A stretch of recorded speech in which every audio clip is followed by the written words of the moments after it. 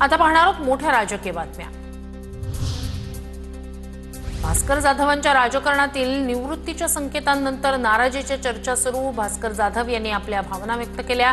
ठाकरे दखल घेतील, संजय राऊतांची प्रतिक्रिया। वर्धापन दिनी मोजक्याच लोकांचं भाषण, त्यात भास्कर जाधवही होते असंही वक्तव्य। राऊत वरचेवर मला सावरण्याची भाषा करतात, पण भाषण करायला मिळायलाच पाहिजे अशी हवा माझ्या डोक्यात गेली नाहीये। जी हुजूर करत मी पुणामागे फिरत बसत नाही, भास्कर जाधव यांचं वक्तव्य।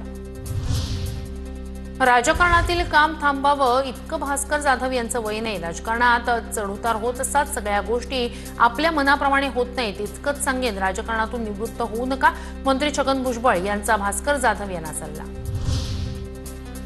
तुमची चमचेगिरी आणि चमकोगिरी बंद करा, जे बोलायचं ते तुमचे आणि आमचे पक्षप्रमुख बोलतील। ठाकरेंच्या शिवसेनेच्या नेत्यांवर संदीप देशपांडेंचा निशाणा।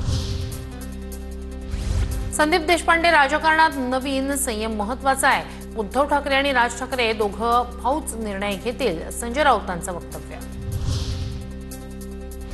निवडणुका आल्यावर किंवा पद हवं असेल तर तटकरेंना भय्यू महाराज आठवायचे। भय्यू महाराजांच्या माध्यमातून तटकरेंनी अनेक अघोरी प्रकार केले। शिवसेना शिंदे गटाचे आमदार महेंद्र दळवी यांचा आरोप, माझ्याकडे कॅसेट आहेत, तटकरेंचा खरा चेहरा समोर आणणार असाही इशारा।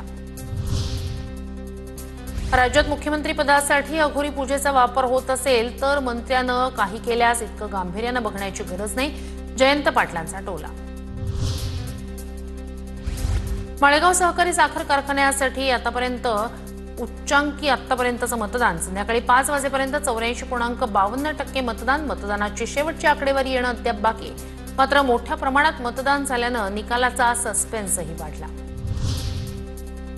मतदारांना प्रतिनिधी निवडण्याचा अधिकार कोण विकास करणार हे मतदार ठरवतील, अजित पवारांची प्रतिक्रिया। तर अजित पवार राष्ट्रीय नेते पण अजून गावातच फिरतायत, संजय राऊतांचा टोला।